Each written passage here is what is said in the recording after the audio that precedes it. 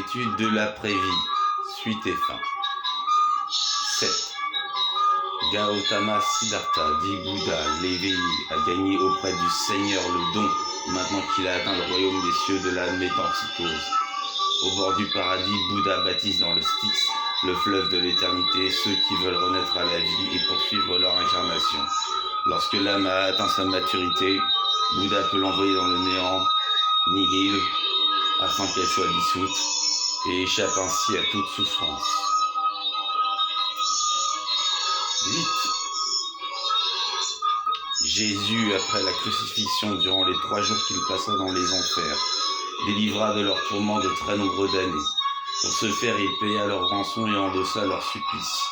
De même aujourd'hui, à l'exception des spéciaux et en particulier des impudiques, le Sauveur sauve toujours, accordons en son nom 4 millénaires au royaume des cieux non sécables, à quelque impie que ce soit, spéciaux exceptés donc. Au terme de ce délai, l'ubique est jugé à nouveau. C'est la méthode de Jésus, le premier roi du Seigneur.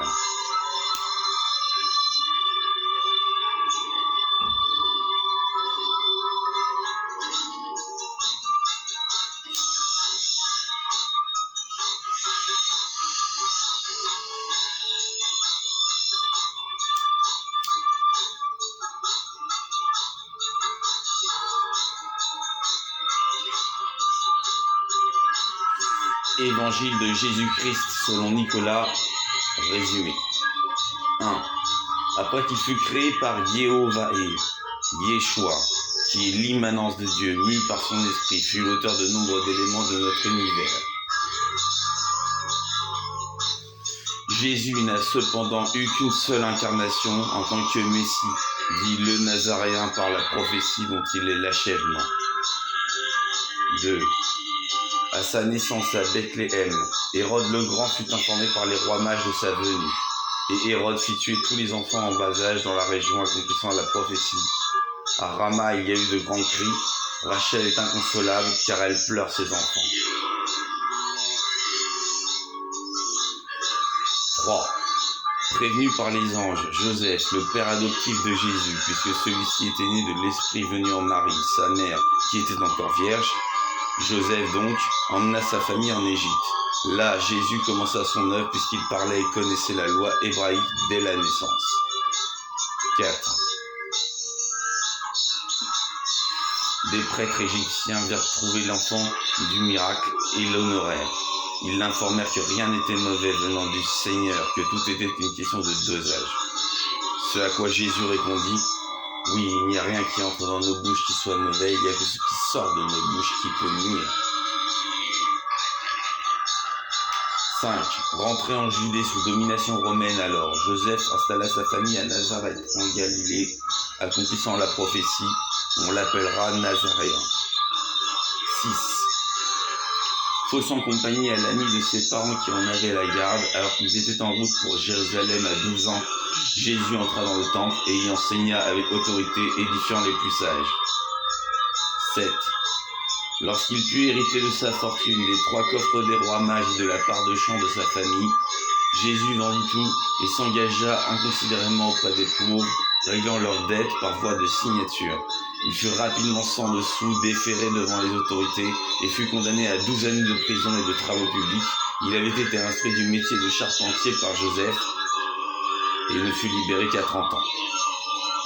8.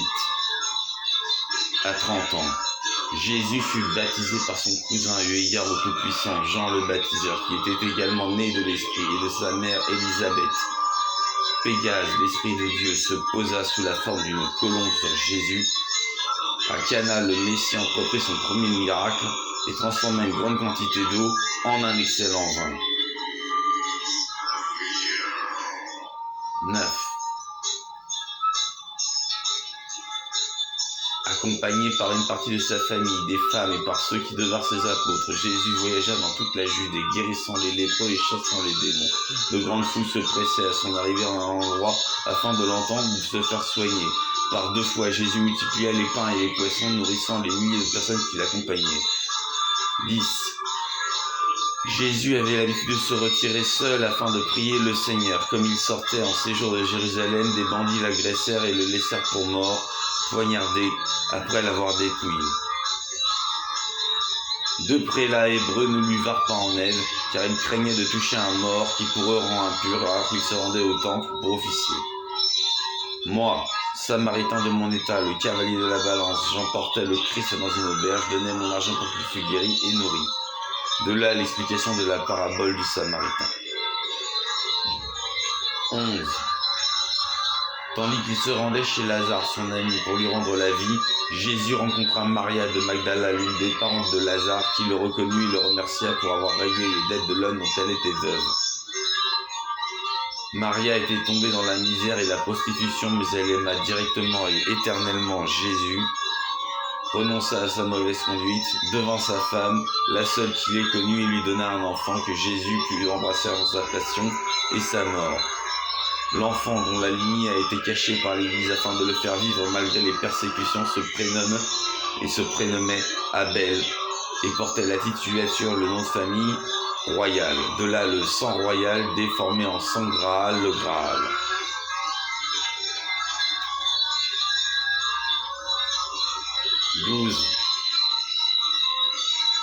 Trahi par Judas Iscariote, qui se suicida et renié par 3 fois par Simon-Pierre, son apôtre préféré, Jésus fut conduit dans le sang et drain, accusé de se faire le Fils de Dieu, de sédition, d'avoir dit qu'il détruirait le temple et le reconstruirait en 3 jours. Il fut conduit devant Ponce Pilate, qui à Pâques devait gracier un prisonnier.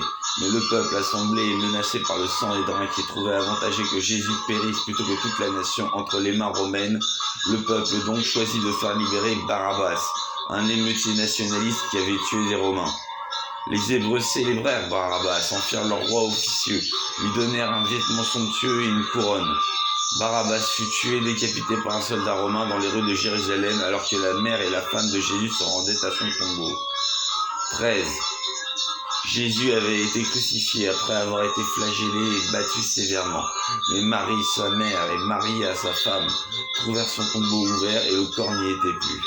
Jésus leur apparut et elles allèrent rapporter la nouvelle aux apôtres, qui ne crurent pas alors à la résurrection.